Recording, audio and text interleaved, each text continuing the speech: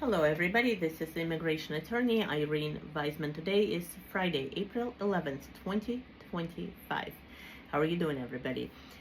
So today I want to discuss several trends that came up during my consultations this week. Actually, these trends have been coming up all the time, as long as I've practiced. But this week it seems like it came up almost every day, from more than one client, obviously. So I felt the important need to discuss it, and after that I will discuss news, of course, and trends that are happening with USCIS and immigration court. Okay, so what have I noticed? Okay, so who is and who is not in status? Okay, this week people calling, during consultations, oh, but I'm married to a U.S. citizen. I have status that protects me. No, it does not, okay?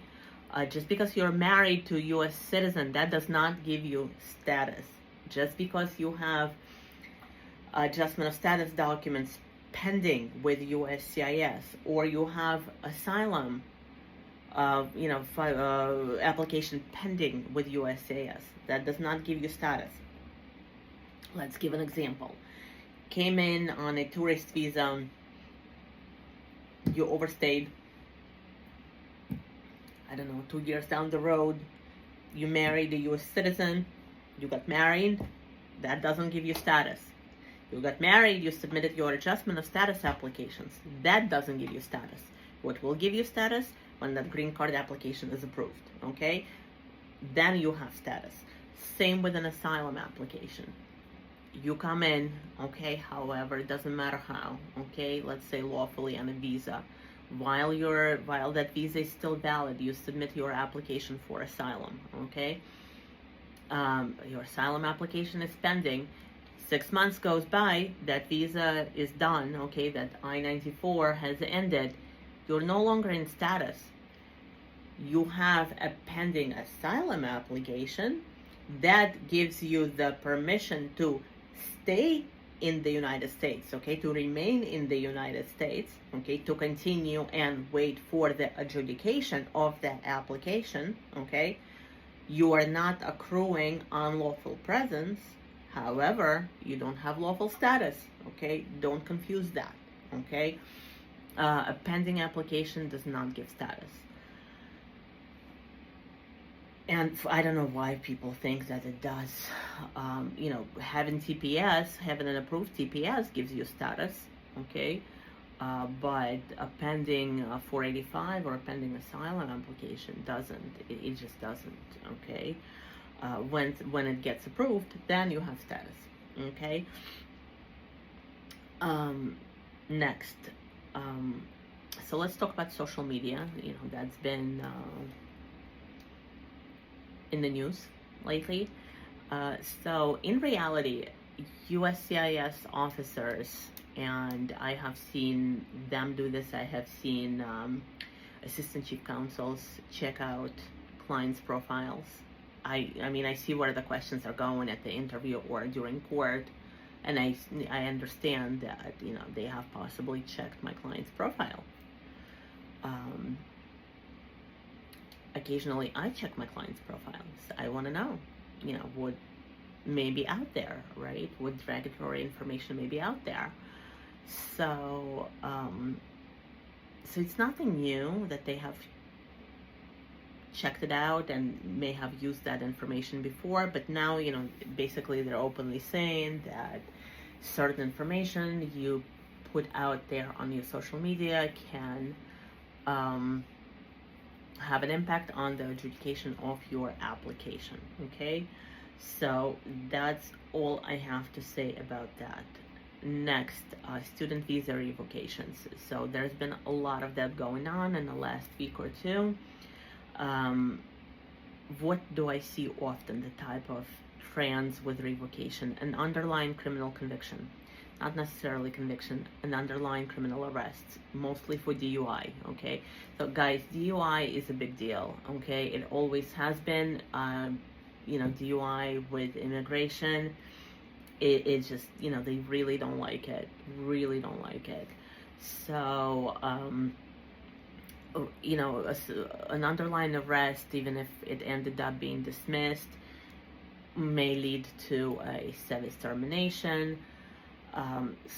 In the last couple of weeks, it's been terminated, not necessarily for an underlying arrest. I have seen sometimes no reason, sometimes other reasons, but fact remains that it's happening to many people, whether justifiably or not. Just keep in mind that if you do receive that notification with service revocation, you got to see an attorney right away, because usually what happens next, ICE is going to come after you, and you will be placed in removal proceedings. Okay, so you got to know what options, alternatives you have, whether reinstatement is an option. If it's not an option, what potentially other alternatives you have to protect yourself. Okay. Then, speaking of revocations, again, last couple of weeks, people have been receiving emails that their parole has been revoked. So that started with nationals from Haiti, Cuba, Nicaragua, and Venezuela. People that came here on paroles or through CBP-1, they are nationals of these 4 countries. They started receiving the parole revocation letters, and then in the last couple of days, well, then like a week ago, Ukrainians received it, and USCIS same day said that they're so sorry, we didn't mean to send it, that was sent in error, disregarded. Okay, and in the last couple of days, Russians and people from other countries who came through CBP-1 or generally were paroled, they are getting the parole revocation letters as well. So if you have a pending application for asylum or something else, then you're probably okay. Do speak to your attorneys, let them know that you've received this letter. If you don't have anything pending with USCIS other than parole just yet, see an attorney now. You gotta look at your alternatives, okay? See what could be out there for you. Today is April 11th. Today, the registration that I've been discussing with you. So today is the first day that I think they start implementing that. So you can go on their website, see if you are required or not required to register. If you're still unsure, schedule a consultation with an immigration attorney. I'm still unsure of an impact. I'm not gonna lie to you. I don't know what they're gonna do with it. So we'll have to wait and see how it's implemented. There was a lawsuit, and they tried to put an injunction on it, but the judge denied it. So the implementation is gonna start today for that registration requirement. So that's, be mindful of that, especially if you've entered without inspection and never filed for anything.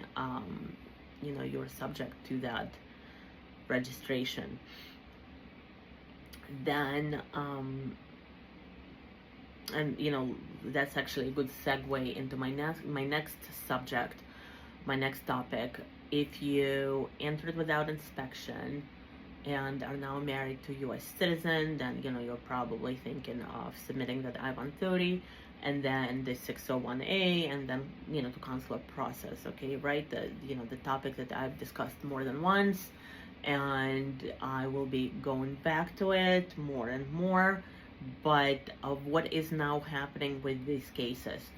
So there will be an I-130 interview. Many of my previously filed cases, the I-130 was approved without an interview. Right now, there will be an interview. They will schedule you for an interview.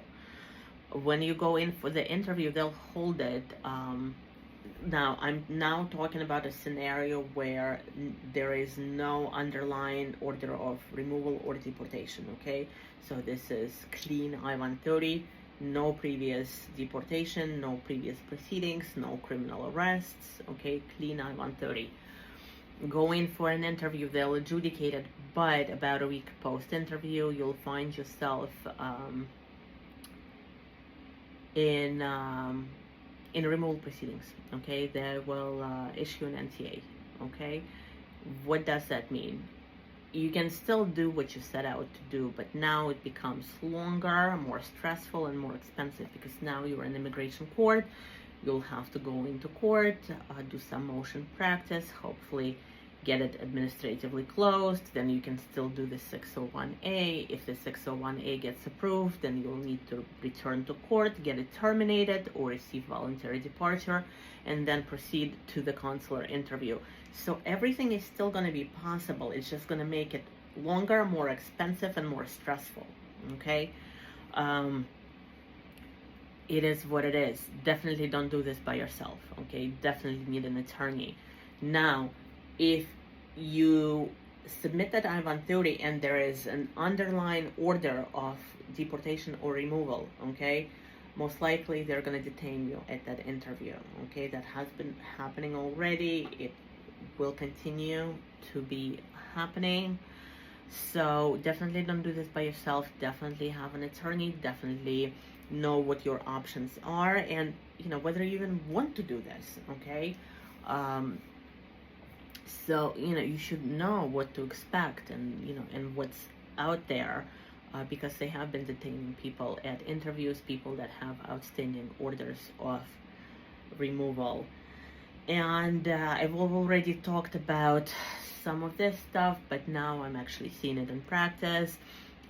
So all citizenship interviews, green card interviews, the officers go through each and every eligibility question on the N400 form for citizenship and on the 485 form on the green card interviews.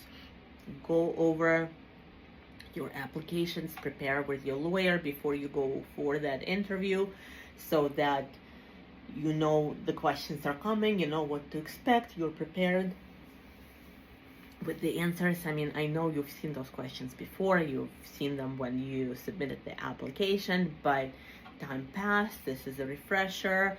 They really are going through each and every question on those forms. It makes the interview longer, makes it more stressful because you got to go through each and every question. It is what it is. That's what it's like right now. Just remember to prepare, and remember that if a benefit is denied, you may be placed in removal proceedings. So just very important to prepare, to know what to expect, and have an attorney with you. Okay? I want to wish everybody very happy holidays. Okay? We are coming into Passover, Easter, and then next weekend is Orthodox Christian Easter. So I want to wish everybody a health, prosperity, peace, peace of mind, and I will talk to you soon. Okay? And be well, everybody. Okay? Bye.